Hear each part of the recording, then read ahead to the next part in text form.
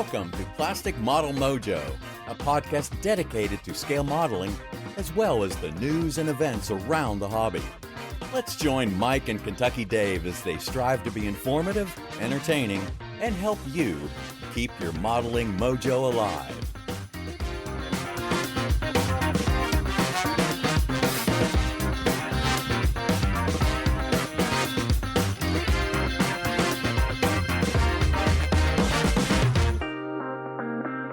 All right, Kentucky Dave, it's episode 162. It is indeed. And the theme tonight is housekeeping. The theme tonight is, whew, I'm tired. Yeah, not so much because we're tired, though. That's probably a secondary excuse. But we got a lot of content from the two shows we've been to of late. Yeah. And just haven't had time because we've been gone to put together the episode I was trying to put together for 162. So hopefully we'll revisit that in the future. But we're going to just double down on some of the folks we've talked to at these last two shows and get the palette clean again, man. Get the slate clean because there you go. We've recorded quite a bit and we haven't used any of it yet. Yep, that's true. Well, I mean, we've been to two big shows inside of 3 weeks. I mean, well, that's true. We have. And on that line of thought, what's up in your model sphere? Well, as I said, whew, I'm tired. 2 multi-day travels for us within 3 weeks. Yeah. I'm not getting any younger. Absolutely. It jazz you up. You see great work. Had a chance to pick up a few things, supplies and some kits. So I'm feeling good. The problem is the last 10 or 12 days, I've had a lot of tax and other stuff to do. And it's kept me away from the bench between that and yard work and some other stuff. But I'm fired up. I'm fired up to build. I've just got to I've got to fired up enough to say I don't care about any of that stuff today. I'm work on my models. Or I need to get that stuff done and then get and go work on my models. Because that stuff, the family counts on that stuff getting done. And if I don't get it done, looks bad on you, man. It looks bad. So my model sphere is fully mojoed. Anxious to go. I did get a little modeling in the last 2 weeks, not a ton, but I'm ready to go. How about you? You're born ready. I'm born ready. That's right. Yeah, we're just trying to decide I need to get in some better shape for me doing these rapid succession multi-day deals. Yeah. No, we were pretty good in amps. We didn't get too crazy. Nope. We did fine. We had a really nice time at amps. The social aspect of amps was really fun. Other than that, I guess while we were at amps, well, between these two shows, I'd spoken to someone who was giving me some mentorship and had some things I wanted to execute on while we were at amps, and I've done that to good effect. So it's not anything the listenership's going to be aware of, but just keep moving the chain, man. That's it. So we got that going on. Yep. I'm ready to not go to shows for a little while. I say says a strange thing to say, but we're probably good. We're probably good till national convention. At least I am. Well, no, we got Wonderfest coming up. Well, I can do that on an afternoon. That's a 1 day thing. That's a day thing, but yes. We may go as pedestrians this year. Yeah. Well, that's my model sphere. Since we're back recording a regular episode, I'm assuming you have a modeling fluid in front of you. Well, since we're housekeeping and we're behind on a lot of things, modeling fluid included, I had a warm-up, and then I've got my current. Okay. The warm-up is from Wayward Lane Brewery in New York, courtesy of listener Sean Picard. This will rhyme because I'm going to use the German pronunciation. Well, it's a Berliner Weisse, which is a style. It's called Merlin in Berlin. Merlin in Berlin. And it's Berliner Weisse. And I'll talk more about what Berliner Weisse is in the wrap-up. And currently, because that was really good, working on the Uncle Nearest I got from Bill Moore. Yeah. A little bit of that. So we'll We've had that on here before, but I'll recap it again at the end. What about you? Well, I'm glad to see you dedicating yourself to catching up on your modeling fluid. I'm not going to do it all in one night. But... Well, let's hope not. I also have a beer. That's Bill Moore's favorite part of the show right there. I know. Oh, there we go. That's also courtesy of Sean. It's called Boondiga Hazy IPA. Yeah. Yep. It's a hazy IPA. This is again Wayward Lane Brewing out of Schoharie, New York. So at the end of the episode, you can tell me what a Berliner Weiss is, and I can tell you how the Boondiga was. I'll do that. And in the meanwhile, we got a big pile of listener mail to get through because that didn't wait while we were away. No, it did not. Most of this falls into two piles. One being getting a sensitivity to cyanoacrylate glues. Yes. And then a few of them fall into the note-taking and documentation bucket. So I think we need to get into this. All right, let's do it. Well, the first one from Kyle Williams is in neither bucket. He has gone through and provided a lot more prompts for ChatGPT. Okay. And really takes it kind of to the next level versus what I was trying to do. Now, I don't want to go through all these. There's a lot to it, but I'm going to bank this email, and then it's probably going to show up somewhere else in the future. Good. As general available information. So, Kyle, thanks for this. This does look a lot better than what I was trying to do, and it answers a couple of questions I had as far as workflow and doing this. So appreciate it. And thanks for the detail. He's put a lot into this email. Well, and you know what? That's amazing. That episode was like 3 episodes ago? Yeah, this keeps coming. It still keeps coming. This area really seems to be an area of rapid development in this technology. So thrilled with what we're seeing, and I'm anxious to see what we will see. Well, you probably have this one in your list too, but he sent it multiple avenues. So I'm going to go ahead and take it, and hopefully you've thought about it. You can talk about it a little bit. It's from David Poles in Ithaca, New York. Yeah. New York Dave, as he calls himself. He is welcome to that moniker. He says that CA sensitivity to sinuses, and let me back up. This gets back to listener Frank Blanton in Richmond, Virginia's email about getting pretty severe sinus sensitivity to CA adhesives.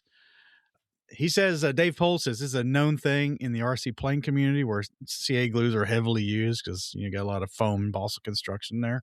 Right. There'll be another use for CA in the RC community. They'll come up in a subsequent email, but we'll get to that one in a minute. He says there is an odorless CA available. It makes a huge difference for him. It's not as aggressive as the traditional CA, but it's close, and the kicker can still be used. And he says, see any radio control supplier on Amazon. There's a Bob Smith brand of this particular type of CA. In addition, touching on what I'd said earlier, he says he finds a gentle breeze across the work area does wonders. It stops fumes from going right up your schnoz as you lean over your work. And he uses a low-speed fan that's made to push solder fumes off your bench. Gotcha. Which is interesting because we got some of these at work. And that's just what they are. They blow right across your circuit board you're working on so you don't get all that up in your face. Right. So that's a good idea. But said any fan across the workbench is going to do good. It doesn't have to be a gale force breeze. It just has to be something to move that immediate air somewhere else besides straight up in your face, because that's where it's going to go otherwise. Yeah, and I was surprised the responses when we got a number of them regarding this issue. Jim Bates reached out and told me that there was a guy in their club who developed such a sensitivity. So it appeared, and then as our writer mentions, it's well known in the RC community. So apparently this is not uncommon, though I had never heard of it before it came up from Frank Blanton's email. I'm the same way. It doesn't surprise me. No, it doesn't. But I guess for the RC crowd, it's probably their principal adhesive. Right. And they're using it a lot more often, where we're kind of using small quantities less frequently. At least Yep. most of us are. There's some people. Yeah, that when I use CA, I use a drop at a time. and I've been pretty vocal. I might mumble some bad words every time I got to break mine out because it's not my friend usually. But Yeah. we've gotten some advice on that front too from listeners. So maybe I'll mend that relationship. There you go. And another one on CA, Jonathan Bryan from the UK. He's using a CA alternative. Okay. And let me see, where is this? He says one option is an aliphatic resin type glue. And this was recommended to him by John Spud Murphy for gluing PE, which is interesting because I thought we were kind of stuck with soldering and CA with PE. So Now you're going to have, okay, I'm an attorney, so you're going to speak slowly. What is this glue again? aliphatic resin type glue. And I'm going to have to look that up myself because I might be familiar with the brand of this and not know that that's what it is. Okay. But he sent us a link, Deluxe Materials, Yes. and it's called Superphatic. Ooh, man, one more letter, that'd be something completely different. Deluxe Materials, and he sent a link. We'll put that in the show notes. He says the glue looks superficially like a PVA, but it's much runnier, but it forms a really strong bond. And you let it go off a little bit before putting the parts together and get it to go tacky. Gotcha. Improve the initial grab, and it's an excellent bond of dissimilar materials. And before it sets, it can be cleaned up with water. This sounds like a miracle material. Yeah. I don't know, man. May have to give this one a shot. Yeah. We both may have to give this a shot. And we may just find out that Gator Grip and Eileen's Craft Glue are this exact same thing. I don't know. I'm just I'm speculating. I'm probably wrong. But Jonathan, thank you, John. Appreciate the tip because I was completely ignorant of another good source. Now, I mentioned those glues, the Eileen's. I mentioned, I guess, when we were talking about this, but it's never one I've used to put PE to PE together. Yeah. But this may be something entirely different. So I got to go digging, man. If I just had more time, Dave. I hear you. But we'll find it. Now, this one's interesting. It's from David Pye, also from the UK. And interesting take, Dave. You listen to folks, you watch all these videos, you do all this stuff, and you do all these things, and you learn more and more and more. When he learns all this additional stuff, he's got to apply it to the next thing he's doing. Yeah. Well, it's slowing him down. Yep. Because he doesn't want the last model or the current model to be less than the one before, at least not intentionally. Sometimes that happens. Sometimes that happens. That's right. So this has really slowed him down, but hopefully his modeling is improving.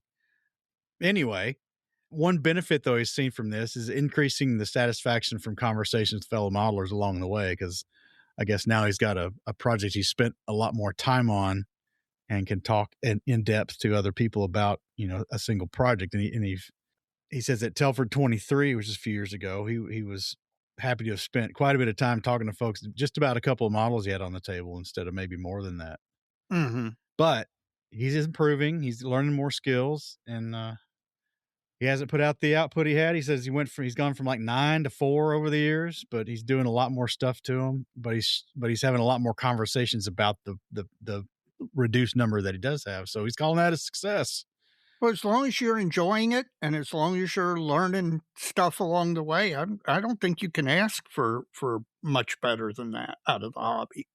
And he actually sent a second email, and it gets back to our question about, we'd mentioned folks maybe start a blog, or if you had a web page you were posting your stuff to make it public. He's got one for their club, members models at the IPMS North Somerset in the UK there. And we can put that link in the show notes and see what his club's up to. So yep. Appreciate it, David. That's good on you. We'll put that in the show notes, and it's just another example of folks sharing their work. So that's one way to do it. Up next, Dave, is Joel Munson. This one is in the documentation bucket. Okay. He wanted to offer a tool for all your hobby tracking needs. It's called Brush Rage. And I guess this one is kind of geared toward quote unquote fine artists, I guess, mostly painters. But This thing lets you track the paints used. There's a huge library of paints from the big manufacturers already there. So I don't know. Maybe I'm wrong about that. Maybe it includes the hobby stuff as well. In addition to that, you can track your time spent. You can put in photos and comments, etc. He thinks it's free, but it's been a while since he downloaded it. Again, it's Brush Rage, one word. Makes it super easy to pick up where you left off from session to session, even if they're weeks and months apart. You can even hide projects instead of deleting them. So if you start getting a little bit of guilt, you can you can hide that away and not. Well, now I have to write that down. Brush Rage. Gotcha.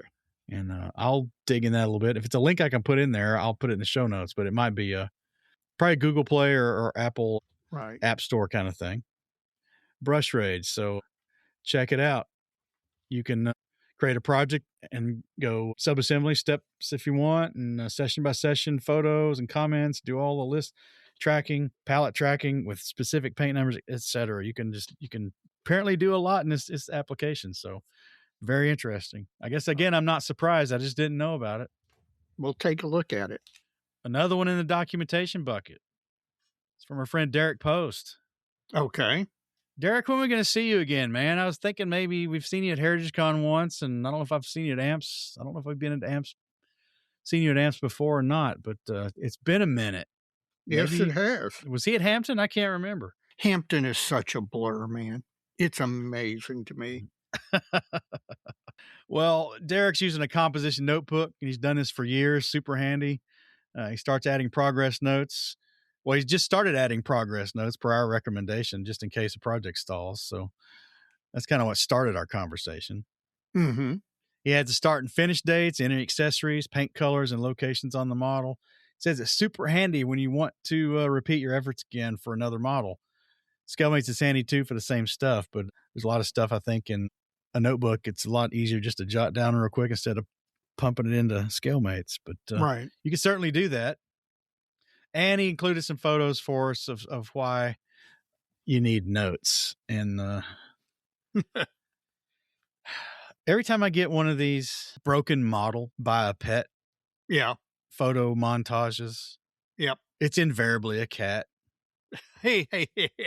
Well, let's face it, most dogs don't get up on counters and such.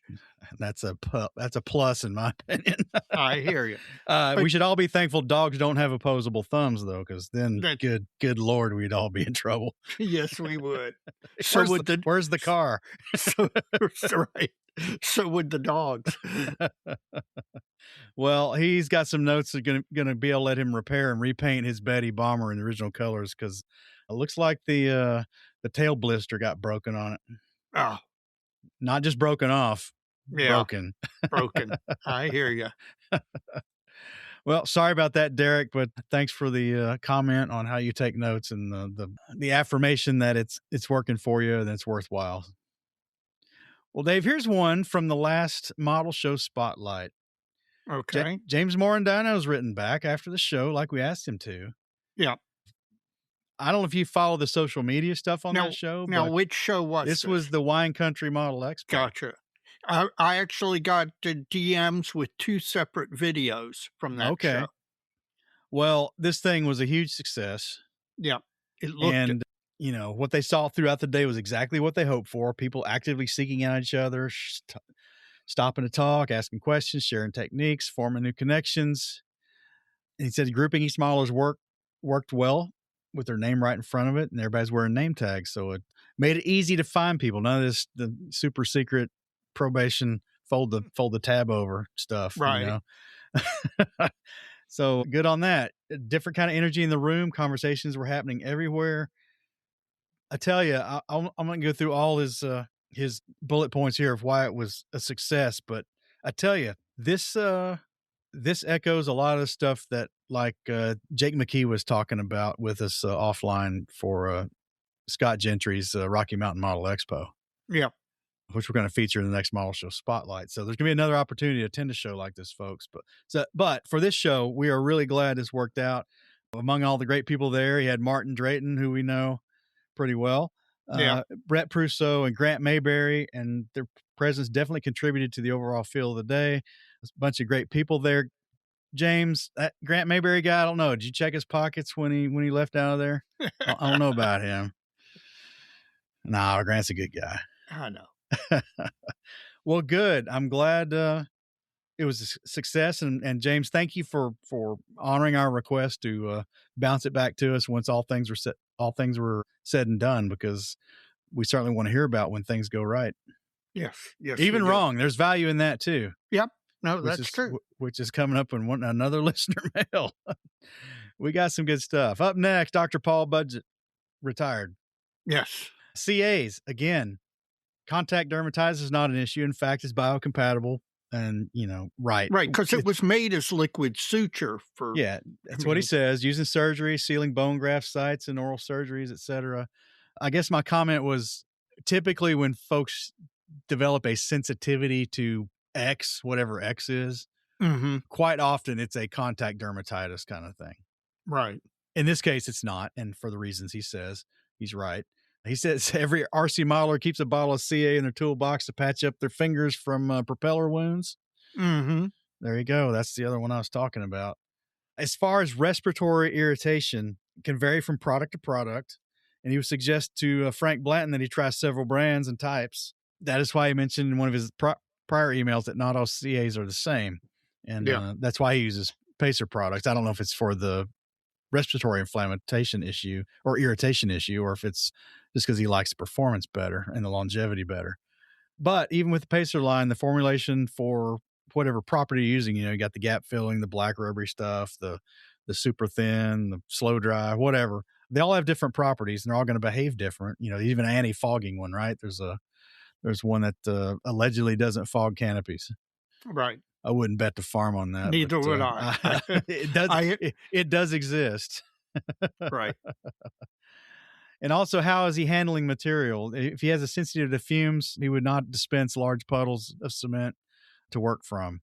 I'm guilty of that. I wouldn't say large because the stuff's I don't like using it all up like that. But I'll typically put a drop or two on a I don't know, like a polyethylene or polypropylene, I don't know, margarine tub lid or something like that. That's what I use a lot. But less material is going to offer less fumes. So a good piece of advice there from Paul. Yep. Larry Donovan from New Brighton, Minnesota. His ears perked up when we talked about the listener's CA fume issue, and he says he too suffered in silence. He was already seeing a pulmonologist for another issue, and he brought this up. And he says the fumes are actually, it's just CA and minute amounts that are floating through the air, right? It's vaporized, essentially. The volatiles are coming off. It's not good for anybody's lungs or your nasal membranes because they tend to be a little bit sensitive. Right. His doctor told him, and coming from the doc, you would expect this, wants a fully certified VOC respirator mask. Yep. And not to go cheap on this particular piece of equipment. Get the best you can afford. Yep. And he also uses his CA in his spray booth with the extraction fan on high. Well, mine doesn't have an adjustment, but I did mention taking the filter out. Yeah. Because the filter is not going to stop the fumes anyway. Right. They're going to go right on through that. So he also limits the occasion he needs CA. Again, that's kind of what I try to do. Again, less is more if you're trying to not breathe a bunch of this stuff. For non-load bearing stuff, such as instrument panels, he uses a white glue, or some of the brands we've already mentioned, the PVA stuff, the Ilenes or the Gators grip kind of stuff. Even Future or Clear works well for cementing parts like that. I think you've done that before. Rocket brand has a photo-etch glue that works pretty well in many applications. I'm not familiar with Rocket brand. Are you? Nope. But he also says that if it's photo-etch to photo-etch, he's more likely to reach for a 5-minute epoxy, which gives more working time than a CA, and less need to fumble around with debonder for gluing his fingers together. We've all been there.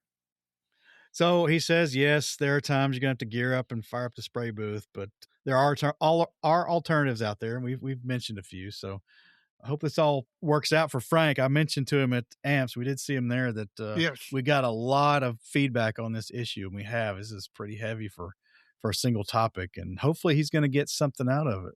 Yep.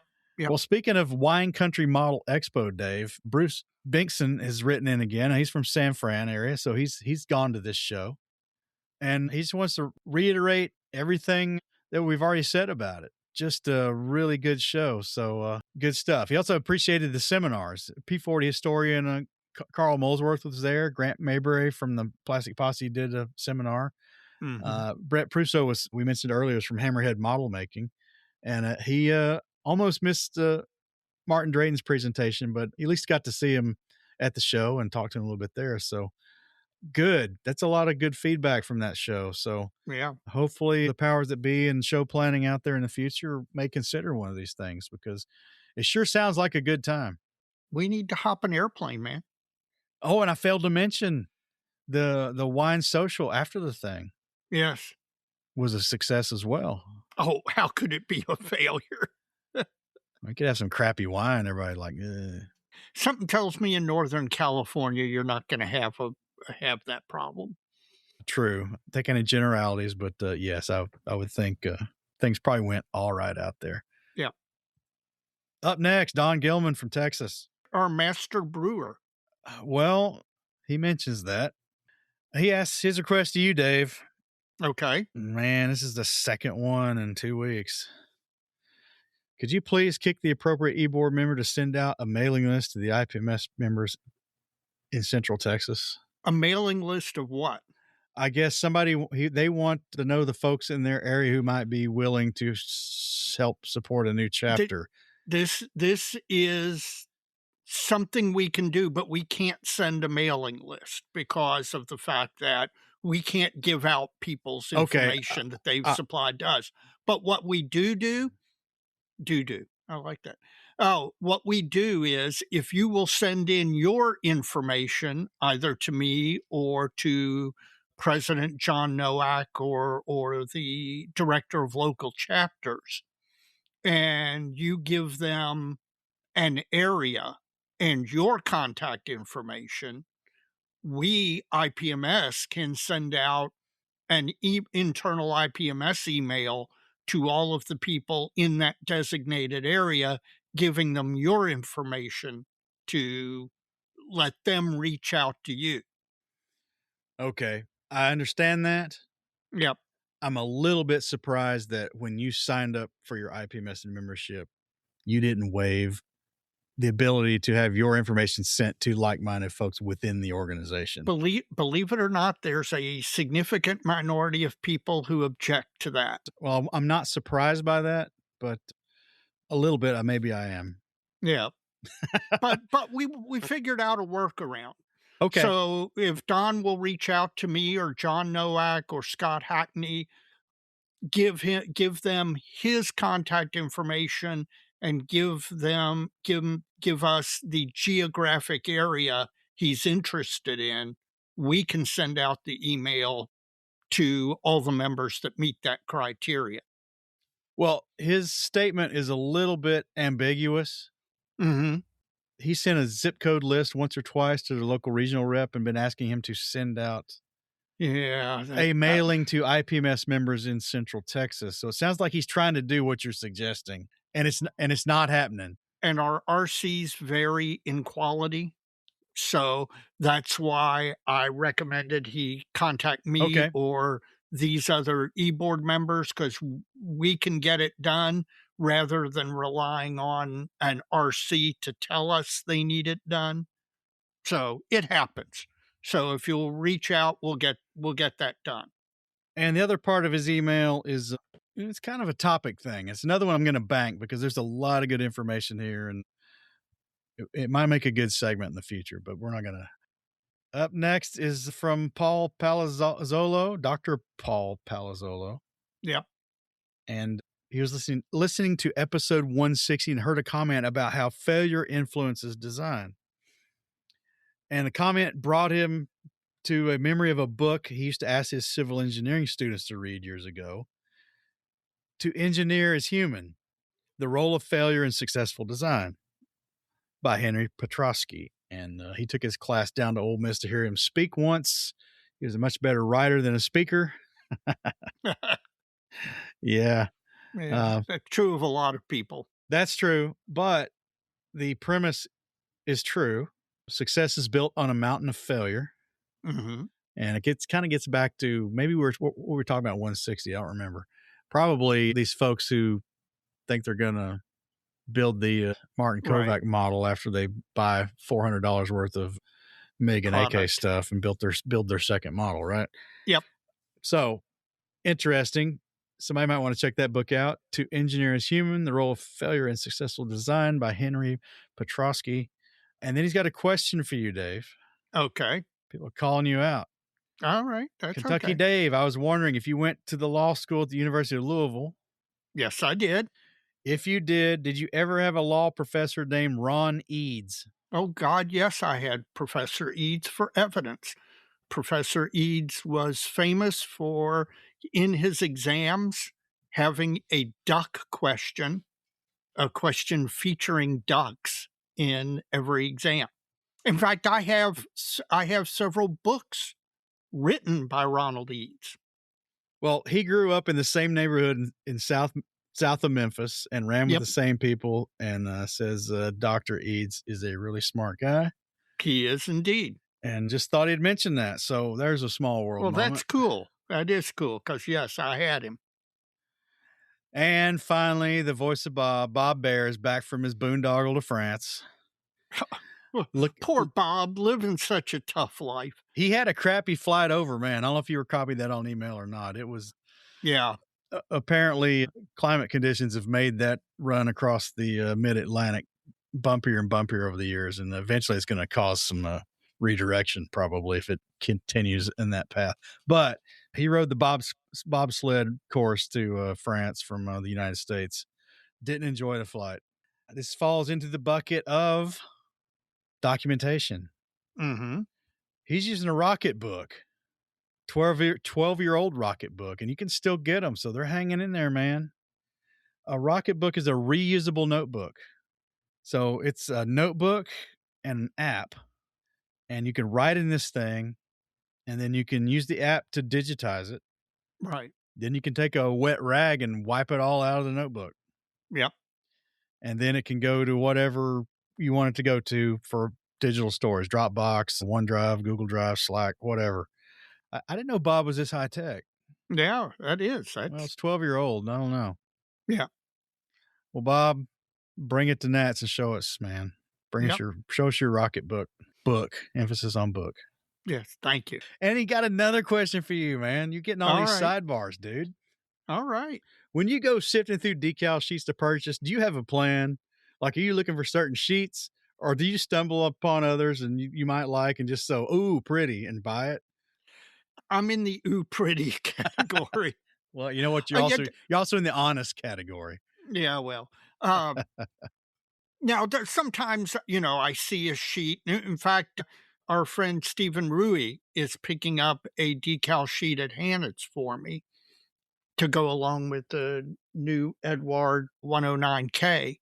There's a new Ames decal sheet out for it. And God knows how you need that. Yeah, he offered to pick it up for me. Very kind. But most of my decal purchases are in the ooh, that's pretty category, or ooh, that's neat. Yeah. Like up at Heritage Con, ran across that Hussar sheet of B-24 assembly ships. And I'd seen that sheet before, but, I'd seen it advertised and I wasn't pretty enough then, huh? But then, I came across the show at a great price and I was like, yeah, I'm in. So, yeah, most of them are, ooh, that's pretty. Could get expensive, man. At least they're not that expensive. I hate to think about the amount of money I have spent on decal sheets. You got to count them up and just throw a $4 number on all the sheets. That'd be about right. Yeah. Yeah. On average, dollar cost averaging.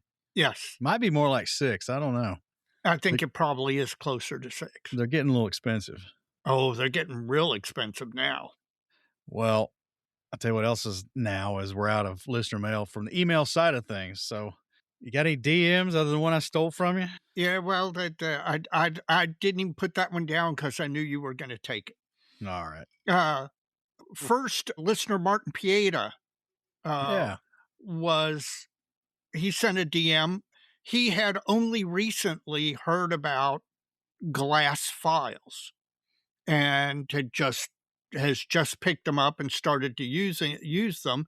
And he was wondering if anybody else out there is using these things and what their experience is.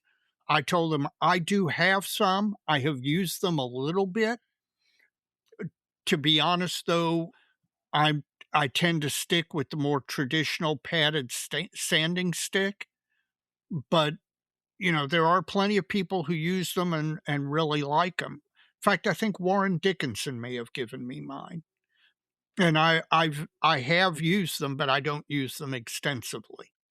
I do not have any. There's a time to use a file or something else that's rigid versus a pad. Right. And typically I just use the various needle files or some Yeah. kind of acrylic sanding block like the Goodman blocks we've got. I've made a bunch of my own. Yeah. Anytime something's cut on the laser at work and a scrap piece comes out that's a little rectangle, Yep.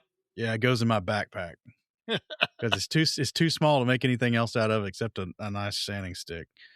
Next, Agent 003, Brandon Jacobs, who we saw at AMPS, reached out post AMPS to tell me that he had gone fully intending not to buy any kits because, as you know, Brandon is in the secondhand kit business. Yeah. And he sees all these collections that he buys where the kits aren't even ever opened out of the shrink wrap. That's like going to a model show and saying for a multi-day thing and say, I'm not going to eat any meals while I'm there. Yeah, true. But Brandon did break down and he acquired at least one kit. I don't think he told me what it was. He also got his model photographed by Fine Scale Modeler. It was probably that Tamiya M3 Stewart he's been putting on the dojo. Yes. He actually, the Fine Scale table, photography table, was next to our table at AMPS. And so he had mentioned that they had asked him and he had gotten his model photographed, which he was quite thrilled. As an aside, that was kind of nice. We've not talked that much to those folks, and it wasn't the regular folks. It was Aaron Skinner, actually. They're pinch hitting, and we got a segment from him coming up a little later. But it was nice to be in that close proximity to him and to have those conversations. We had fun talking to him during the weekend. It was very nice. While we were at AMPS, listener Neil Gilborn was attending the Scottish Nationals. Yeah. And pointed out that AMPS might be nice, but nowhere at AMPS did you have a bagpiper come in and play to open the show. And he sent me a video of this. Yeah, I got to admit, that's a nice touch. It is. We have to mention that to Neil Stokes and the AMPS crowd. Yeah, there you go. To get him a bagpiper. Yeah. Now, while we were up at AMPS, we had a lot of listeners reach out and DM us about, where are you, where you go be, etc. And there were a bunch of those, and I don't want to go through all of them, but I will mention Greg Williams. Yeah, we spent some time with Greg. Right. So who we saw at the show, and because of DMs, we were able to hook up at the bar in the Doubletree and had a really nice time. And so when we're at shows, if you're at that show and you can't find us or don't see us, you can always send a DM and we'll see if we can hook up. We're usually not hiding. No, that's right. Yeah, especially with that shirt I'm wearing. Next is Paul Pendleton Brown from Beyond the Box Art. And this is related to the CA sensitivity.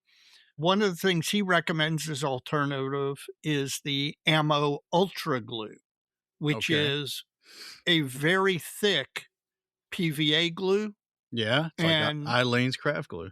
Yeah, except it's even thicker than that. It's almost a gel. And because of that, because of the nature of it, you can put it on and then place apart. And because it's so thick, it will, much like a CA bond, it will hold it immediately as it dries. Now, it's not drying immediately like thin CA, but he recommends it as a good alternative. Well, Frank's got a lot of stuff to try now. He does. Next is listener Eric Caprati. And he reached out because I'd been talking about how one of the limitations I have on modeling right now is with my tremor, especially if I'm doing detail work, I can only get in so much modeling before I have to stop. Just it's exhausting, and the tremor starts to really take effect. He's got the same problem. Hmm. And the two areas he noticed it most was in decaling, particularly if you're putting on a lot of small stencil type decals, and in, of course, photo etch. I talk about that from time to time. I'm amazed at the number of modelers out there who are dealing with that. And I guess I shouldn't be, because one of the features of the essential tremor is as you get older, it gets worse.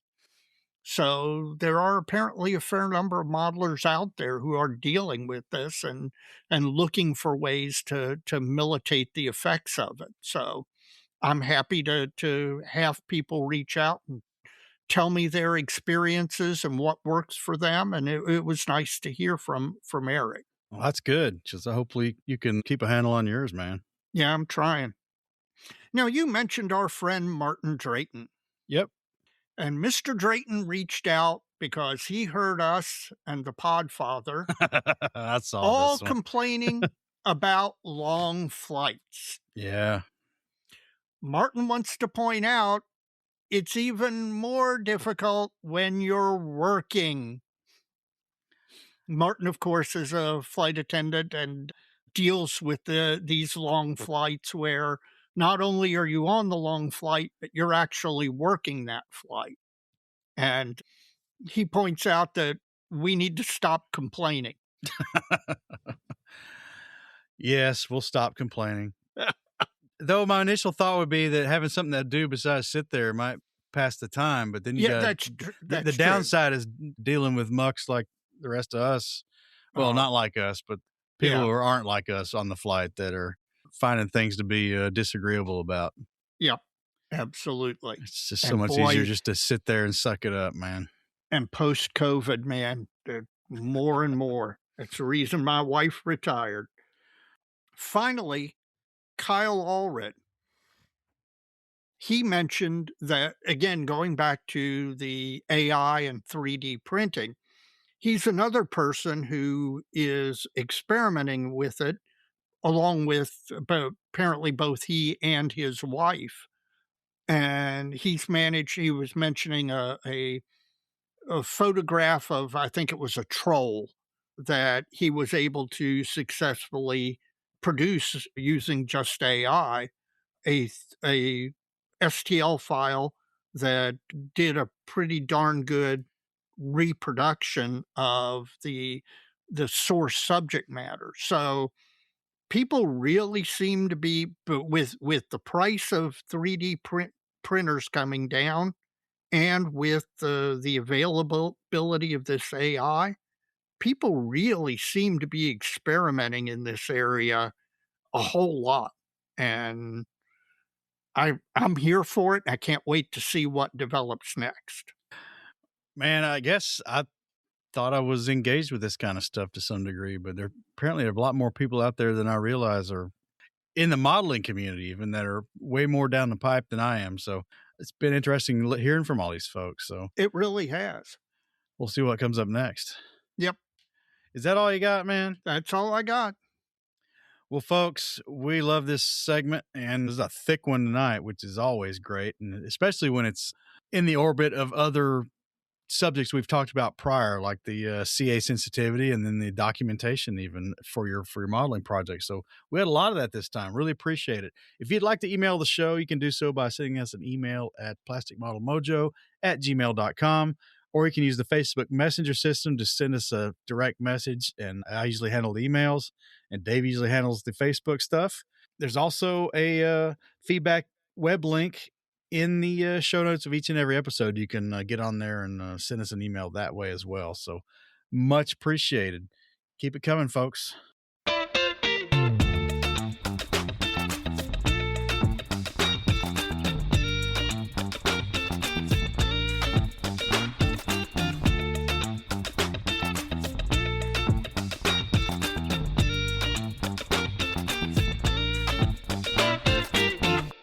Well, Kentucky Dave, we called this housekeeping because we got a bunch of segments we've recorded during our time at Heritage Con and then just last weekend at AMPS.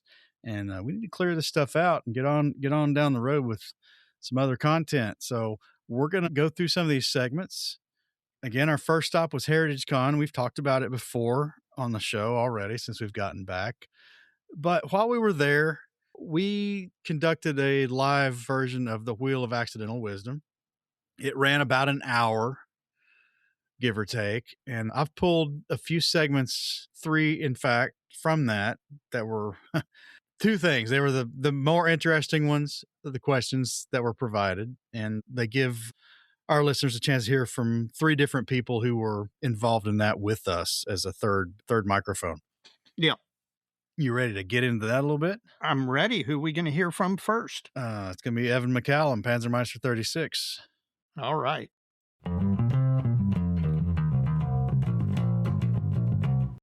On the third chair is Evan McCallum, Panzermeister 36, because an armor question came up. Yeah, all right. Evan's been a long-time friend of the show, and we enjoy to get to see you when we come up here, man. So the question is tracks, rubber band, link and length, individual links, and then 3D print, metal, or whatever. You go first. What's your favorite? My favorite, it's a tough choice between metal and 3D print. Now, I don't mind individual link tracks. I kind of prefer them to rubber band or link and length because I just think the detail is so much more crisp and they actually work like the real thing. So because I build the tracks separately and I put them on the model at the very end, it's much easier to actually put them on the model if they're fully workable and I could just basically drag them on like you would in real life versus a big like plastic blob I got to kind of slot on as one big piece as link and length would end up being. Also, a lot of plastic tracks like link and length and individual link plastic tracks, they always just have ejector pin marks on them from the molding process somehow, and it's really hard to clean them up. But I really like a lot of the modern 3D printed tracks because they're done from 3D scans, so they are like 100% scale accurate, and they just look super nice. And a lot of them now are very well printed. They're already cleaned up in the box, so there's really nothing to do, no drilling out of the holes like you do with metal tracks a lot of the time. So my favorite was definitely like T-Rex and Panzerwerk Design do excellent 3D printed tracks. Now, metal tracks, the benefit is they are metal, so you can actually chemically blacken them and weather them and then sand off the high points, and it looks just like the real thing because it kind of is the real thing. But a lot of them are actually kind of chunky and overscale, and they very often have to have all the pinholes drilled out because the molds are Friel model molds from like the 90s, and they're just super old. And they're both right-handed or left-handed? Yeah, exactly. There's a hole on one side all the way through, so... Because I'm a masochist, I like to go with the crazy 3D printed tracks all the time, but some people don't like that and they go rubber band, and that's perfectly fine for them. And if you know Evan's channel on YouTube, he has done a series where he has examined 3D printed tracks from how many manufacturers? Probably at least 20. And at that point, more were being produced, more different companies were being produced than he could keep up with doing them. And a lot of them honestly weren't that good. A lot of them are very cheap and poorly printed, but there's a few good brands out there that are passion projects, the guys who make them, and they're keen on doing like I said, like 100% scale accurate tracks. That would be Panzerwerk Design, T-Rex Studio, and I think ET Model would be my top 3 for 3D printed tracks. As an aircraft modeler, I say, what are tracks? You did the Flyhawk and BT-7 with the Lincoln Link tracks. Yes, that's the first. I don't ever deal with tracks and all, but I am in the process of building the Flyhawk BT-7, and it has Lincoln length track, and I was surprised at how well that worked. I think in 70-second scale, that's probably the way to go. Yeah, I will be honest with you. When I looked at them, I was like, there is no way this is going to work. And I put them on, and one side went perfect. The other side, I had one small area where I had to do a little fiddling and adjusting, but I was shocked at how well they did. And for people who don't know, Lincoln Link track is where you have most of the straight sections are molded as a big run, and then you've got individual links for the few corners and stuff. So it's probably 20 pieces of track instead of 100. Well, since any individual tracks came out, I've never looked back. I've not used rubber band tracks since like Frill model first, or model casting even first came on the scene, just because they're so much better. But I built the heavy infantry gun on the Panzer III. Oh, the Sturm Infantry Geschütz 33? Yeah, and I used model casting Panzer III tracks on that, which you have to put every guide horn on. So it was a plate, a guide horn, and 2 pins. Yeah, I would never do that again. I've used frill tracks, even the old lobster claw ones where you had to crimp them together. Mm-hmm. I've got a model with those on it. I've got frill tracks on my PT-76, my little big Russian amphibious tank. But I'd originally tried to use the trumpeter individual plastic tracks for that kit. Don't recommend those either. Those are terrible. Again, they're multi-part. The guide horns are separate. And if I'm not mistaken, there's 2 on the PT track. There's 2 of them. And it's hard to get them all lined up straight. And the mountings are terrible, and they don't stay together. The pins are too short. And I like the new frills, except you usually get the same handed track for both runs, so the pin's exposed on one side, and you got to do something to it. These 3D tracks, I've got 3D tracks I'm using on my current project. They're all together. I really like them, but I think what is going to be hard is, like Evan was saying, you can use the burnishing fluid to blacken the metal tracks ahead of time, which is a big help. And then because you can get the natural metal effect just by sanding the high points. So what I want to try on these is to paint the tracks in a Tamiya LP with LP11, the silver lacquer paint first, and then use an acrylic or a Tamiya lacquer acrylic hybrid on top of that. And then you can take like 99% alcohol or something like that. That won't take the lacquer off, but will take the hybrid paint off. Well, I'm getting ready to do the tracks on my KV-85. I've got them together, but I'm going to try that paint trick I mentioned in the segment, man, and see how that works out. And now, these are 3D printed tracks? They are 3D printed tracks. I'm going to use one of the LP paints. Can't decide if I'm going to use the silver or the more of the gunmetal color. Mm-hmm. I'm going to paint them entirely with that first, and then I'm going to hit them with some different colors of straight up Tamiya mixes, and then do my weathering, and then come back with a high concentration of IPA and wipe that Tamiya paint right off the high points and get it right down to the lacquer paint, because the alcohol shouldn't touch it. Yeah. Yep. I'll be interested to see how you'll have to put that on the dojo as you do it in steps. I will. And, we mentioned Spud Murphy earlier. Some one of our listeners had mentioned him, and I think he did something similar to this on one of his big 16th scale projects. So I think it will work. Whether I can pull it off or not, that's entirely to be determined. Well, you can't know that until you try. That's right. Well, up next, we're going to hear from our friend Jim Bates. And the topic for this next segment was our best model show find. What's the coolest random thing you found at a show? I know the answer. For you? For me. And? Friends I didn't know I had. I'm deadly serious about this. It sounds cute. Mike and I are big proponents of shows. And I'm here to tell you the least important thing about a show is the contest that's going on right now. The most important thing at a show is this: people getting together and meeting, have common interests. You start talking. You're already modelers, so you already have a common interest to begin with, but then there's some subject or whatever. Invariably at shows, I run into people, most of whom I've never interacted with before, and probably never would have because they live in Ottawa, Ontario, Canada. But we meet and we start talking, or better yet, you go into the contest area, and the best part about the contest is seeing a model that's great, or seeing a model where you're like, how the heck did he do that?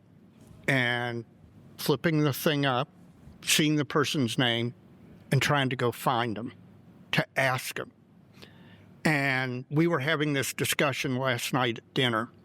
I maintain that there are unpleasant people in modeling, but as a rule, it's a real small amount. I don't think I've ever encountered a modeler that I've walked up to and said, how did you do that? And they didn't spend 20 minutes telling me every detail of it and answering every question and seriously, it's the best thing I run into at shows. It's the best thing about shows. If there wasn't the social interaction, I don't think I would come to shows, even though I love the vendors area. Mike? Let me get this back to where it was probably intended. Yes. Okay. You take it back. Coolest random thing I've found at a show.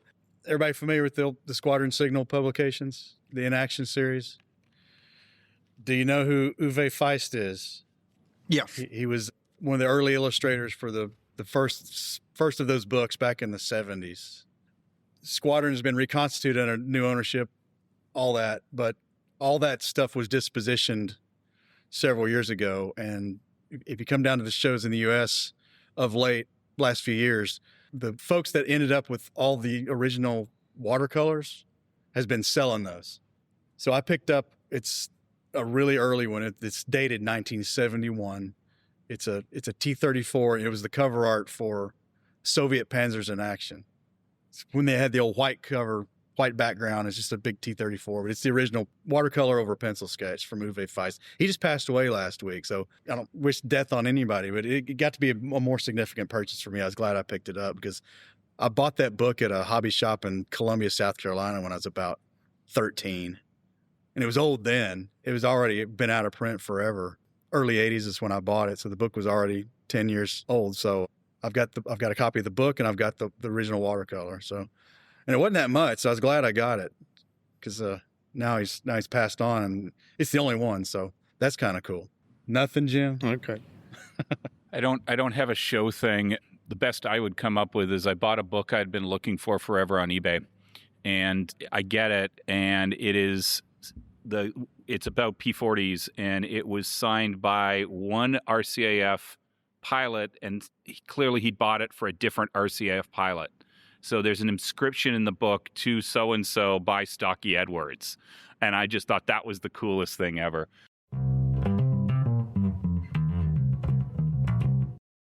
Well, your comment was friends you didn't know you had, which is a great answer, by the way. Yep. And it continues to build. Yep. Well, speaking of friends, it was great to see Jim. I mean, because Jim lives out on the left coast, we don't get to see him as often. We don't run into him in shows in the region like we do with Inch or some of our other friends. And so it was really nice to not only see Jim at the show, but to spend a couple of days with him. And I got to say, it was a great time. Our next segment is best model building or model hobby in general. Our best memory from participating in this hobby, regardless of whether it was a show or just growing up doing it or whatever. And it's from one of those new friends you didn't know you had. Exactly. That's what I was going to mention. Mr. Robbie Knopf. So let's get into that one.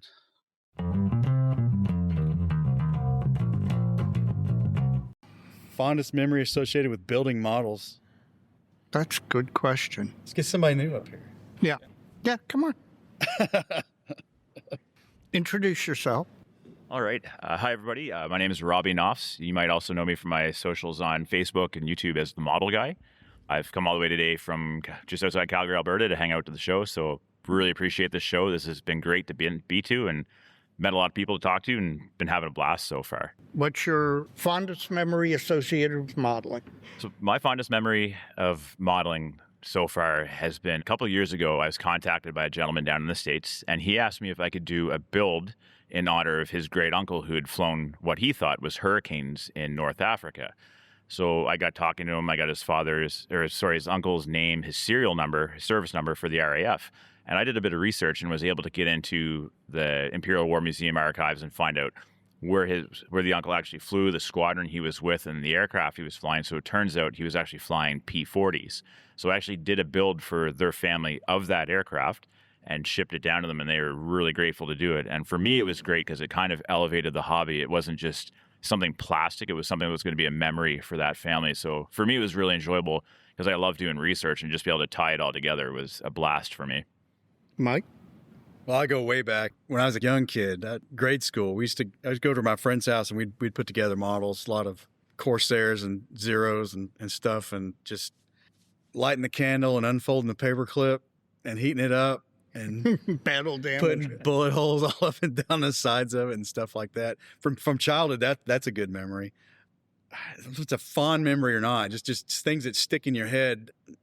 When I was a teenager, I'd built both the Esky horse-drawn, the German ambulance, and the German supply wagon. I'd built Tamiya's field kitchen. And I was going to do this big thing, and I was 14 and stupid. I had it on this long plank that was really narrow and about 3 feet long. And I'm carrying it. And it just tips a little bit. And it's like, not a fond memory, but something. It's definitely a vivid memory.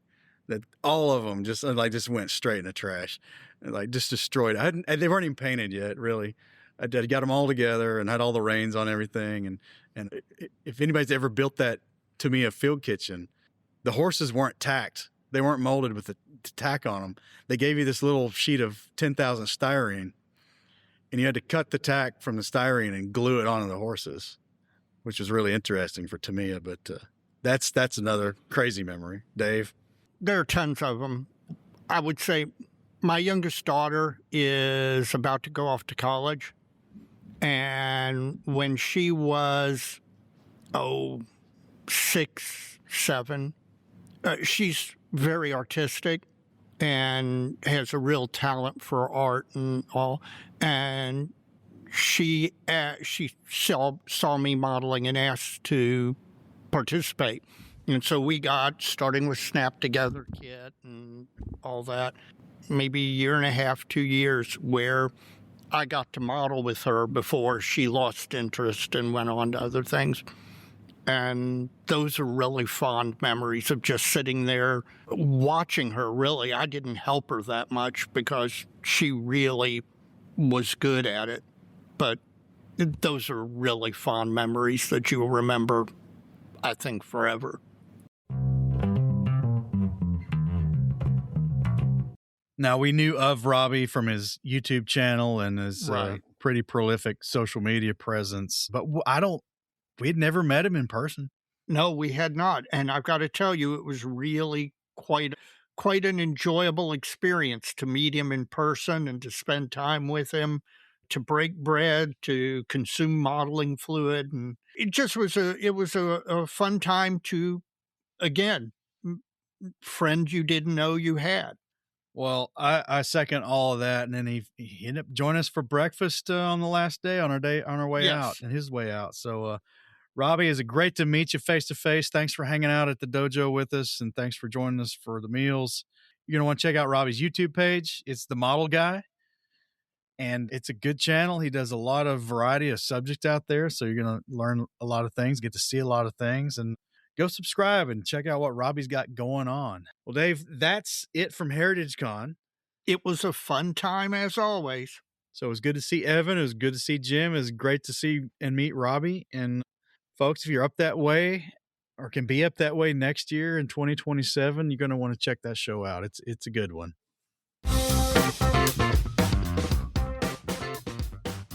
Model builders know Bases by Bill for innovative display solutions for any scale model project. Bases by Bill creates custom hardwood bases with engraved or full-color placards that include text, unit emblems, and national insignia for the perfect finishing touch on your next aircraft, armor, or ship. And when your aircraft project is complete, show it off in style. Choose from aircraft carrier decks from World War II to the modern era, or airfield-style bases that showcase any aircraft. With contest and show season here, Bases by Bill can also craft your club's major awards, plus 1, 2, 3, or gold, silver, bronze. A wide range of styles and options are perfect for clubs of any size and budget. Visit basesbybill.com, because there's always something new at Bases by Bill.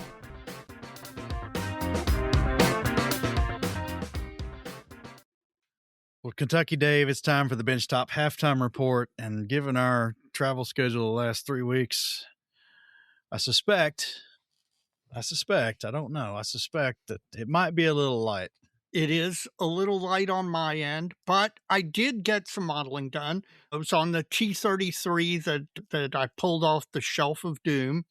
And because this is going to have a natural metal finish, I really have to concentrate on the seams, and I have to concentrate on making sure the primer is polished very well.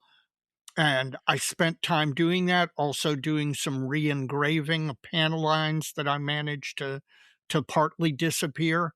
But it's all going good to the point where I've got just a very minor amount of additional touch-up, and then I think at that point I can probably proceed to start putting the bare metal finish on it.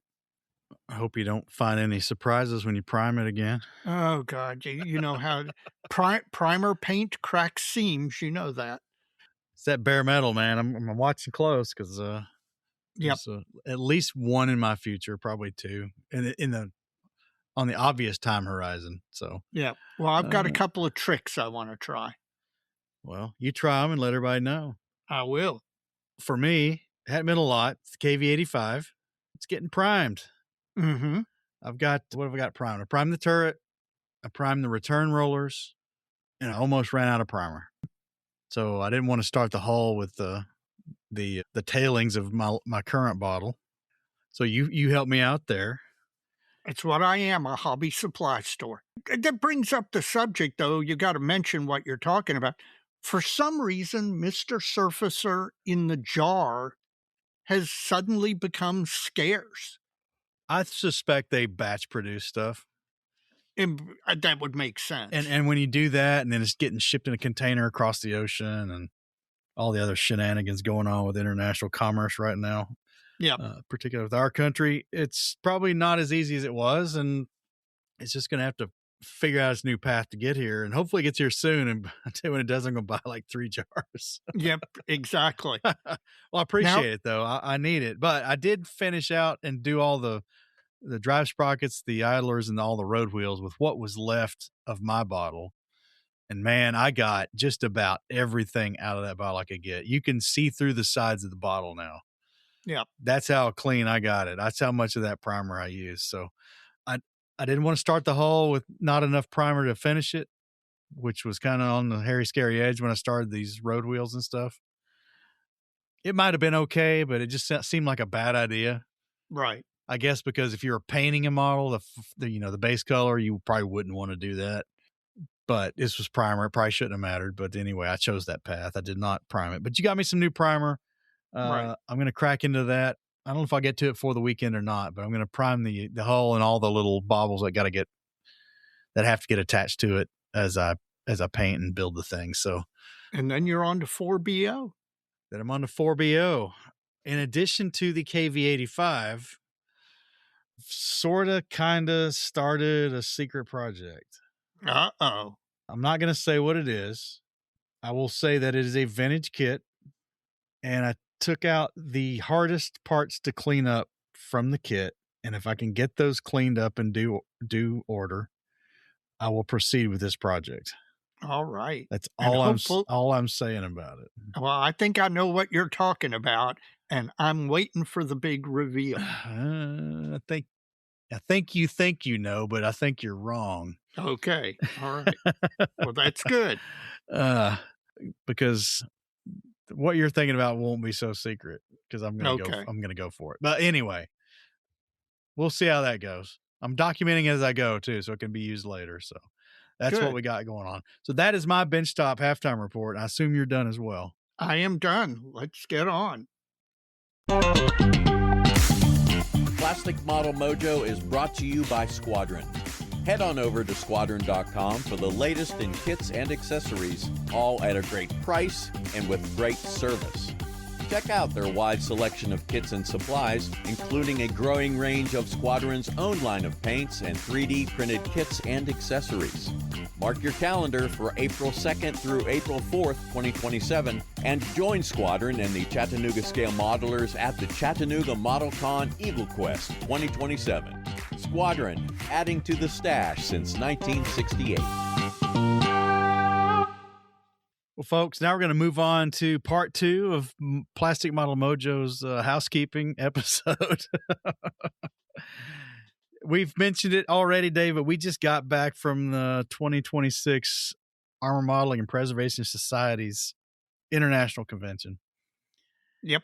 And it was great. It was great. We had a good time. It was truncated a little bit. Kind of reminded me of that Chicago trip we always talk about. Where we had to race home to get to our first dates with our future wives. Yeah. The stakes were not so high this time, but I did have to get back for a dinner engagement with some old friends who were back in Lexington who had moved off about 3 years ago at this point. They were in town. So we had to leave early Saturday, but I think we got everything done we hoped to get done at the show.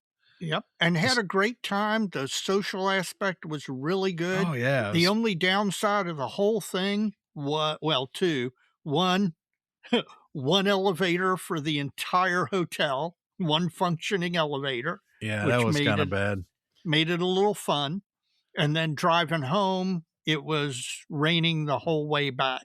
So it wasn't terrible. I think the elevator was worse than the rain, honestly. Yeah, it was. If I had to pick the worst, it was the elevator.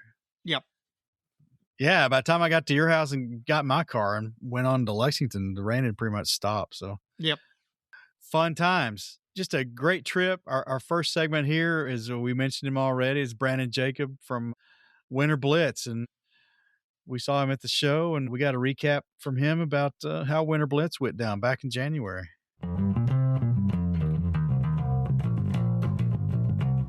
Well, Dave, no surprise, we got Brandon Jacob here from Texas, Agent 003, back at Amps. How you doing, man? I'm doing good. Good to be back here. I missed out on the big show last year. Well, you just handed us a promo card for Winter Blitz 2027.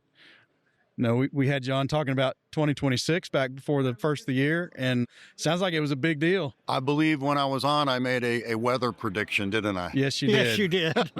You had to eat a little crow.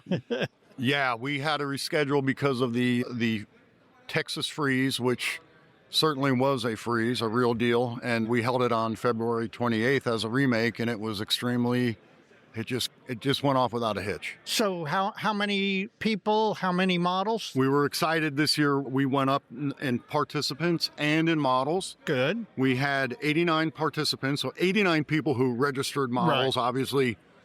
Heck of a lot more people at the show. Right. And then we had 451 models entered into the contest, which was 100 over the previous year. That's great growth. That's great growth, man. And I know I've talked to a number of people, John Bonani, some others who attended the show, and absolutely everybody was just super impressed by the show this year. That's good to hear. We felt, that was a 5th year, and it just seemed like a lot of the kinks, if you will, were ironed out. Except the weather. Well, and we can't control that. The one you can't control. Well, I tell you what, can you believe that you just started this thing out of the blue 5 years ago? It's hard to believe. It was. Well, that's a good line to talk about a little bit. How does that make you feel now, 5 years in, that this thing is kind of a big deal now? It makes me feel good because I do put time into it, and I put a lot of creativity into it. Not supported by any one amps or IPMS, so it's a lot of me, right? Yeah. And it makes me feel good because you see people having fun and having a good time, and it's the payoff. Well, and you're putting something on that people come and get so much enjoyment out of. I mean, that's putting good into the modeling world. Yeah, and it was funny because after the first year, of course it was raw and there were hiccups and not everything was, the way it is now. And, it was even like, do we go through this again the second year? And it's funny, a friend in Houston pulled me aside and said, "You made so many people happy up at that museum. You have to continue this." So here we are. Well, that's good. Well, and you added helicopters now, and Well, we the joke is a lot of people say, "Why don't you do tank busters, helicopters," which is more of an amps thing. And right. I kind of, we did Vietnam helicopters the year Right. before. So this year we did tank busters finally, Yeah. and we had one entry. Oh.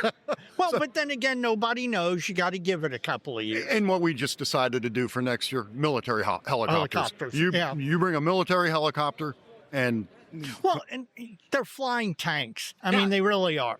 we are going to stick with armor or museum-related themes, and they do Right. have a Cobra Right. flying above in the museum. Well, you zone. kind of have to because you're going to hit a space limit there at some Yeah. point, I imagine. And I think we got pretty close to Yeah. it. This year, their new building is going to Oh. be done. Oh, I didn't know they were building a new building. And in fact, we even used the new building this year for the judges' meeting because they have a meeting room in the new building.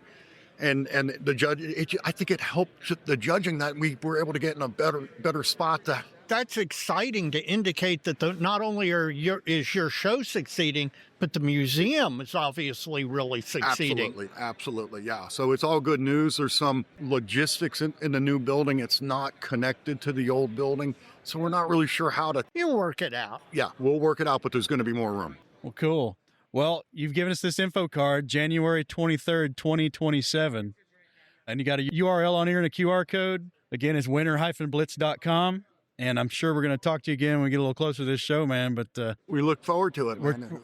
I want to come, man. After this last one, I was actually looking for flights. What it'd take for me to get down there on Southwest. Yeah. Southwest goes into Austin or Houston. Brandon, we'll let you get back to the show floor, but thanks for the information. I'm glad it was a success, man. And thanks for letting us be a part of your show and the way we can help promote Thank it. you guys, man. All right. Thank you guys. Always good to see 003. It was, and it was great to be able to give him a little bit of heck about about the weather. It was, the one thing you can't control. Yeah. Yeah. Unless you're a conspiracy theorist, and then the Right. government's cranking on the weather all the time. Yeah. Good to see Brandon. He's gearing up for Winter Blitz 2027. I'm sure we'll have him back on the show to talk about that. But Yeah. man, feeling gravity's pull to get to that thing, man. Yes. I'm the same way. I want to get to Winter Blitz, and I want to go out to wine country. Well, for us, the Winter Blitz is the easier of the two for sure. Yes. Given the Louisville Southwest connection. Well, not only that, we could drive it. We've done it before. We could, but if we flew it, we would be back in plenty of time, and we could minimize the collateral damage from being gone for 3 days. Exactly.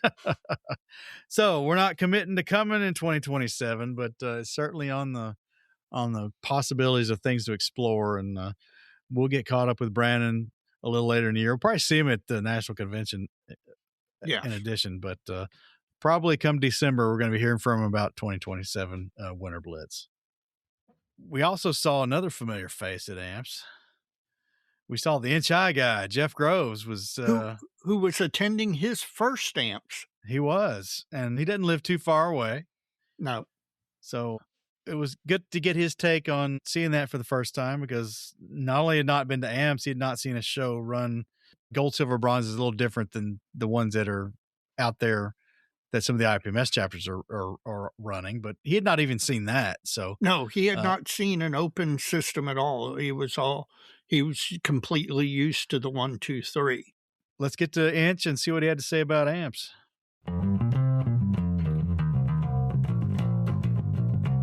Well, Dave, we got one of our regulars here from our region, Mr. Jeff Groves, the Inch High guy. What's happening, man? Hi, guys. Glad to be here. You're in my own backyard now, the great seafaring state of Indiana. That's right. This is your first time at an AMPS National, man. Yes, this is my first AMPS ever. So what's your impression of the AMPS National? You've been to a fair number of contests over the years. Yeah, I've been to just about every IPMS show in Region 4, at least in driving distance. I'm impressed. I like the layout. The facility here in South Bend is just beautiful. It is It's gorgeous. a beautiful facility.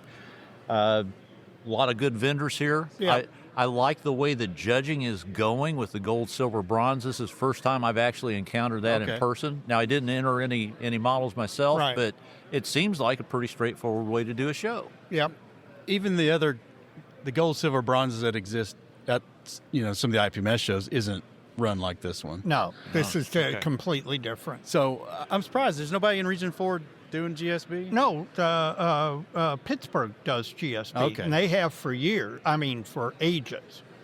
And So- I've never been out quite that far east, so that's on the edge of Region 4. Yeah, that's my failing there. But I'm impressed with this. A lot of good vendors, a lot of name brand vendors. Yes. I met Brandon from Squadron for the first time. David Doyle Books is here. Yep. Mike, I understand you have purchased several. Yeah, I got Original some art? original artworks from the old Squadron Signal book. One of them in particular that keeps popping up. I'm telling you what, and downtown South Bend is really nice. We'll go down to dinner later. There are just tons of places to eat, really high quality food choices right close to the hotel and the convention center.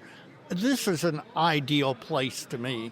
And another serendipitous thing that we were all discussing earlier is there is an esports tournament. There's an esports tournament going on Right. now.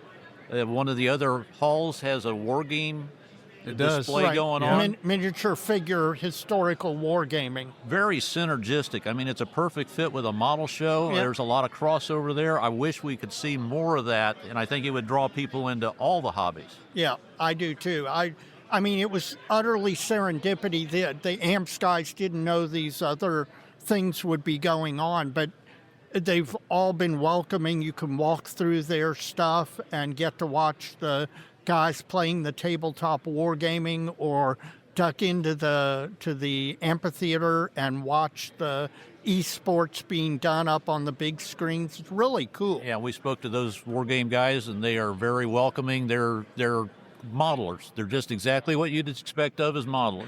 Yep, they absolutely are. Well, have you taken any of the small scale entries on the table yet? I have looked at them. There's a lot of fascinating work here. The stuff is high quality. The volume of stuff on the tables versus the judging queue is still out of balance, but hopefully there'll be more stuff out on the table a little later today. Now, you said they normally don't get everything on the table until tomorrow. Is that right? That's Right. true. Because judging goes through midday tomorrow. I think so. Yeah. So we're looking at half of the entries? Yeah. Well, less than half. On the tables, probably less than half. I don't know how many's back there now. Well, I took a picture earlier. I went in and took a picture. The room was packed Oh, okay. as far as entries good. yet to be judged. What's So on the table is all top drawer stuff. It is. It's great. It is absolutely high quality. Well, we're glad to see you, man. I saw you buy some books. Good seeing you. Yeah, I managed to finagle a good deal with one of the book vendors. I was able to trade some of the stock I'd been selling for some of the stock he was selling, and we were able to shake hands at the end and walk out. David sent me a picture yesterday saying, here's some of the books you're looking for, and I thought, man, I'll see if I can get a deal with this guy. And it worked out. Well, Yep, good. It did. Well, let's get back to the show, man. Well, thanks, and good to see you guys. Well, I think he had a good time. I think he did. It's always good to see Inch. Not only, I'm glad we got to see him at the show, we got to go to dinner with him and just had a really fine meal. We did, and which was great because Brandon from Squadron had gone over there the night before, and I think the beer system, now the Guinness was fine. It's on its own, right? It's on a nitrogen tap, but the system that runs all their other taps was down. And then something else was going on. So we had the experience we had when we were there 2 years ago, which is great because I was worried it was gonna crap out on us. But we each had something different off the menu, and like I said on the Facebook post, I think we walked out of there at least one belt notch further up on the belt, at least. And oh man, at least that was pretty good. And the waitress was really Irish. It was great. So that was a bonus Yes. too. We had a good time. It was great to see Inch, and I guess the next time it's in South Bend, he's probably going to be inclined to go. maybe with entries and stay more than Yep. a few hours, or anywhere else in Region 4 we might happen to get to before then, which we'll see. Well, finally, we'd mentioned before, our table was right next to the Fine Scale photo booth. And at that booth was none other than former Fine Scale employee, editor, in fact, Aaron Skinner, who was supposed to meet some of his former colleagues there to hang out and run the booth. And they had obligations arise, and he took it upon himself to do it himself and did a fine job. But we got a chance to talk to him about a lot of stuff. But we did get him in the seat for an interview, a short segment, not about Fine Scale and what he was doing there, but about his transition over to his current position with Round 2, which is a model company right there in South Bend, Indiana, who's got a lot of legacy brands. They've got some pretty powerful licenses that they're leveraging to make some new stuff, and it was fun talking to him.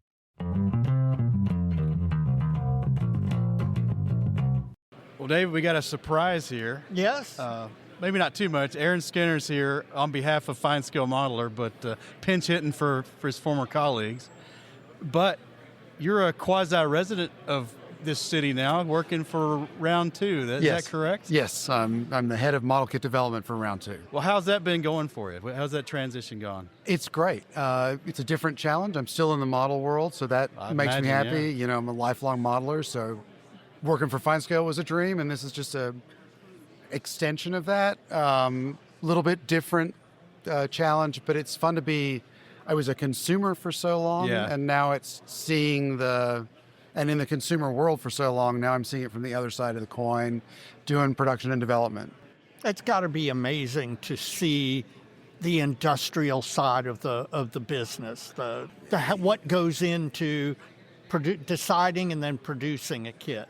You always have an idea of what goes into a model kit when you open it up and look at all the parts, but seeing it from conception all the way through till the final product and being able to hold that, the first test shots when you get them and you're looking at it going, wow, this is something we've been able to do. And well, what surprised you most about the transition? What surprised you getting into the production side that you never would have thought of on the consumer side? I guess being at Fine Scale for so long, I had enough of an idea of how that developed that nothing super surprised me. Gotcha. The amount of work involved is always going to be a thing because it is, if you want to get it right, you have to do the front work. Right. Just like with modeling, you have to do all the front work and preparation to get the best looking model. You have to do all that prep work and research to get the best looking kits. Yeah. So. Are you involved, I guess, from the very front end of a new idea, all the way through getting the molds made, the test shots, and all that? Yeah. I've got an engineering background myself, so I'm kind of familiar with the injection mold process. Sure. And all that. But is Round 2 doing most of their development in-house, or how's that working for you? It's a little bit of a split thing. We do, like, conception's all done in-house, and a lot of the pre-design work and research is done in-house. We work with outside vendors for 3D development and that sort of thing, and all of our production's done outside. Yes, so, so we work with several different vendors for those kind of things, and resources, particularly the production part of it, doing the tooling and all of that stuff. Okay. So. Any particular lines that are your favorites? I'm a sci-fi geek at heart, so we've announced these, but we have the 48 scale TIE bomber coming out, and I've seen that one. As a kid, seeing Empire Strikes Back for the first time, and that ship is really on screen for maybe 30 seconds in that entire film. But I've wanted to build one since that time, and now we're bringing the first all plastic injection molded kit of that to market. So that's really exciting. Now, is that one in the pipe before you got there, or is that one you've had hand in since the conception? It was they had done a lot of the pre-work, but they had not gotten to the point of moving it forward. So we made a point of doing that, and the land speeder. We have a 12 scale land speeder coming out. Those things are like, those are kind of close to my heart as a Star Wars fan from the get-go. So being able to do those things is fun. I wouldn't call myself a gearhead. Right. I don't work on cars. I can appreciate a good car, so it's been fun to kind of look at the car side of things and get to know more about the car end of the world and have a hand in some of that development. Really neat. Something you said raised a question with me. So when you're developing something like a Star Wars kit, obviously you can go and watch the movie to see the item, but do you all have access to the original filming models, studio models? I mean, we can only dream of having access to the original, but we have access to a lot of photo material, so we can see all that stuff. A lot of the behind-the-scenes stuff. Yeah, and I mean, there's a lot of ILM stuff out there, Lucasfilm stuff out there that we can get access to. And then there are people out there who spend a lot of time doing the research as to exactly what went into those kits, or to those studio models. Filming miniatures, and then we can figure out a lot of the stuff based on what they've done and that sort of thing. So it comes from a multiple of sources, just like anything we do. Sometimes we can get access to original 3D if it's new enough for certain projects. Even some of the automobile manufacturers, we can get access to full 3D on. So that's amazing. Are we going to see it or not Heritage Con? We were just there. Are we going to see you at Wonderfest? Of course. Okay. As a sci-fi fan for a long time, I had pushed for Fine Scale to get to, when I was still working there, to start kind of being at that show every year. We became a regular thing. I mean, they're still there. I'm now representing round 2. We always have a booth there, so we'll have stuff there. We've got some cool new things that we should hopefully be able to talk about when we get there. Great. So. Let's see, last year at Wonderfest, you all announced, what was it? Oh, gosh, I'm trying to remember what it was. We had mock-ups last year for the TIE Bomber and the Landspeeder, and also I think that's what it was. Yeah. We also had the Shadowmobile from UFO, the other Jerry Anderson live action thing. We're in the test shot process of that right now. So we're refining the test shots and having the factories do all that work. That's still due out in the summer. So I cannot wait to see your booth at Wonderfest this year. It's always a hopping place. Yeah, for sure. Yeah, and like I said, hopefully we'll have some even more exciting things that I wish I could tell you about. I know, right? We understand. I've worked in that environment too, not with skill models, but stuff you can't tell people about. I'm kind of working it now sometimes. I'm You're excited. Busting at the seams. Yeah, yeah, exactly. But there's only so much we can tell you ahead of time. Understand. Surprise. So. Well, it will. We'll be at Wonderfest, and we will be sure to cover what's announced at Wonderfest. Yep. I think everyone's excited for next year because it's the 50th anniversary of Star Wars, so you can expect us to have some exciting stuff to come for that. Oh, fantastic. Yep. All right. Well, we'll let you get back to your photography, and thanks for talking to us, Aaron, and best of luck with the new job, new career track. Thanks, guys. Oh, you're welcome. welcome. Stay tuned. We'll give more as time allows.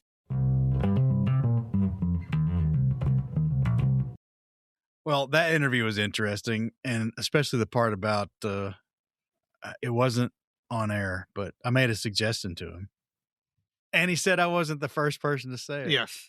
Although I wonder if he's thinking about the email he got from you. Because I think it's a great idea. So I do too, man. We'll see, and we'll catch up with him and the rest of the Round 2 team, hopefully at Wonderfest here at the end of May. And see what these things are he was alluding to that might be announced at that time. Yep. I'm looking forward to it.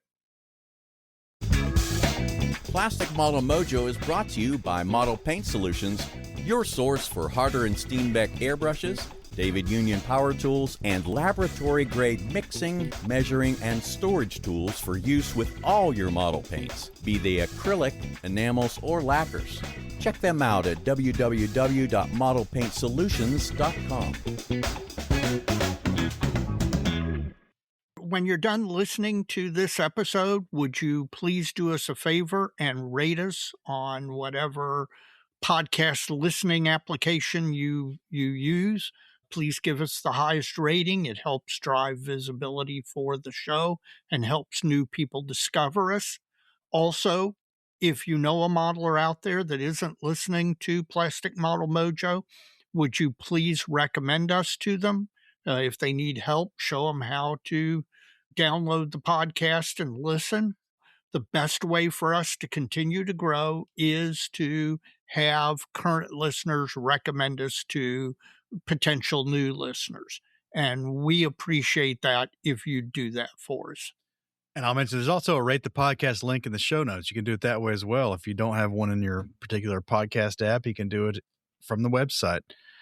Yep. In addition, once you've done that, please check out all the other podcasts out in the model sphere. You can do that by going to www.modelpodcast.com. That's Model Podcasts, plural, with an S. It's a consortium website set up with our friend Stuart Clark from the Scale Model Podcast up in Canada. And there you're going to find all the banner links to all the podcasts currently active in the model sphere. And you can go check those out at your leisure. Subscribe to them. Pick the ones you like the best. Subscribe to those. Subscribe to all of them. Check them out. You need to get in there and figure out what you like and what you don't like and go from there. In addition to the podcast, we got a lot of blog and YouTube friends out in the model sphere. We got folks like Chris Wallace, model airplane maker. Been talking to him a little bit offline here of late, and he's got a great YouTube channel and a great blog, mostly 48 scale aircraft. Just released a new video. It's a really good video about doing wingtip lights, man. Wingtip lights. Good stuff. Yep. Check that out. In addition to Chris, we've got Panzermeister 36, who we mentioned in one of the earlier segments. He's got a YouTube channel, a lot of armor weathering stuff, and a lot of HO scale railroad weathering kind of stuff. And he's just got a really good way of delivering his information, and you're going to really like his channel. Yep, he's a natural teacher. Stephen Lee, Sprue Pie with Frets, 72nd scale blog, long and short form stuff there, both scale modeling and model railroading. Steve's always got something interesting to say on some of the current hot takes in the hobby, so you're going to want to check that out. Along the 72nd scale vein, we just mentioned him, Inch Eye Guy blog, Jeff Groves. Great blog, 72nd scale content, aircraft, armor, with a little history thrown in to boot. You never know what you're going to get from Jeff, but it's going to be really heavy on 72nd scale. So if that's your scale, you're going to like it. And finally, we got Dr. Paul Budzik Scale Model Workshop. You're going to find that on Patreon. You're going to find that on YouTube. Check out what Paul's got going on. He's always got a lot of wisdom behind what he puts out there, and just a lot of great information. A lot of modeling knowledge stored up there. If you are not a member of IPMS USA, please consider joining the national organization. Same goes with, if you're not in the United States, joining your national IPMS organization wherever you happen to be. Great group of volunteers who are giving up some of their modeling time to give everybody a better modeling experience. In addition, the Armor Modeling and Preservation Society, AMPS, we just attended their nationals, a really good organization dedicated to armor and post-1900 figure modeling. Great group of guys. It was really nice to see a lot of them up there and to, talk modeling and talk about a lot of other stuff besides modeling. So consider joining AMPS as well. Finally, IPMS USA Nationals are being held in Fort Wayne this year, Fort Wayne, Indiana.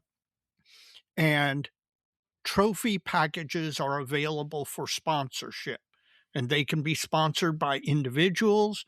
They can be sponsored by local clubs, organizations, loose association of friends. The national contest relies on selling trophy package sponsorships to help defray the cost of the awards.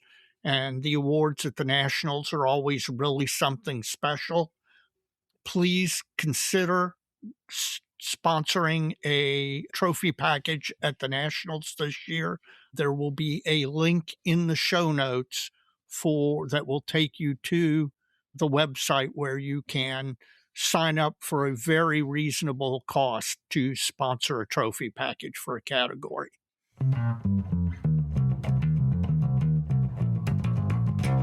Mike, we are almost at the end of the episode, and I'm almost at the end of the modeling fluid. How about you? Again, I've got two. We took a break and I tapped off my other one because they had a little watery, my current one. But I had a warm up, the Berliner Weisse from Wayward Lane Brewing, courtesy of Sean Picard. A Berliner Weisse is a very refreshing kind of light drink. Typically, they're built on a sour, Okay. but they have an infusion of really sweet fruit or something else on top of it. When I was in Germany in high school, the local Berlin brewer had one is Berliner Kindle Weisse. When you bought those, it was basically a quote unquote white brew with this little packet of Kool-Aid essentially that you poured into the beer. Huh. So what this is, typically the ABV is really low, like 2 to 3.5 or something, because they're made to drink and enjoy and not get just clobbered by, right? Right. This one from Sean is a little higher ABV, is 4, so it's kind of on the high end of what a German purchased Berliner Weisse is going to be. Not outrageous, but it's a little on the high side. But it's got passion fruit and I think blackberries. Let me double check here. Oh wow! This one's infused with blackberry and dragon fruit, so it's sweet. It's not terribly sweet. It's really tart. It's really, really good. This thing was really, really good.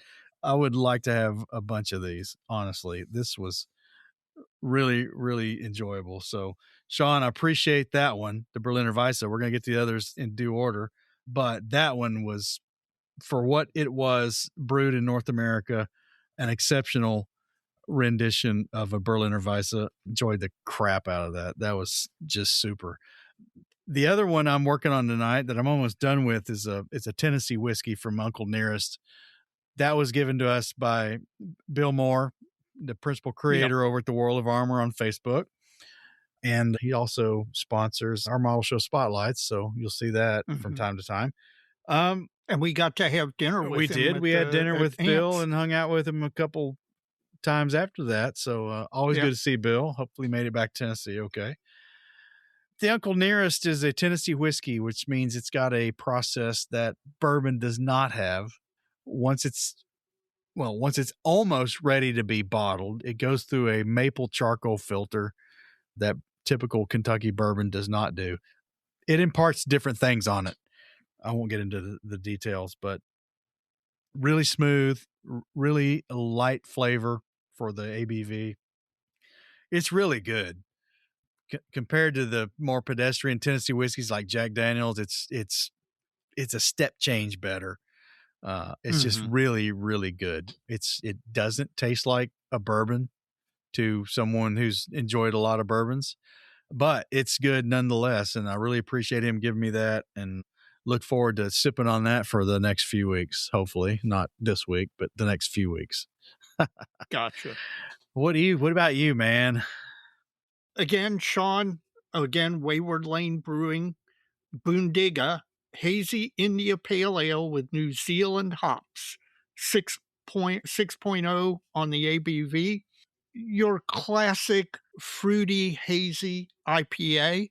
The fruity flavors are not overpowering. I mean, it still tastes like a beer, but the hops are muted somewhat.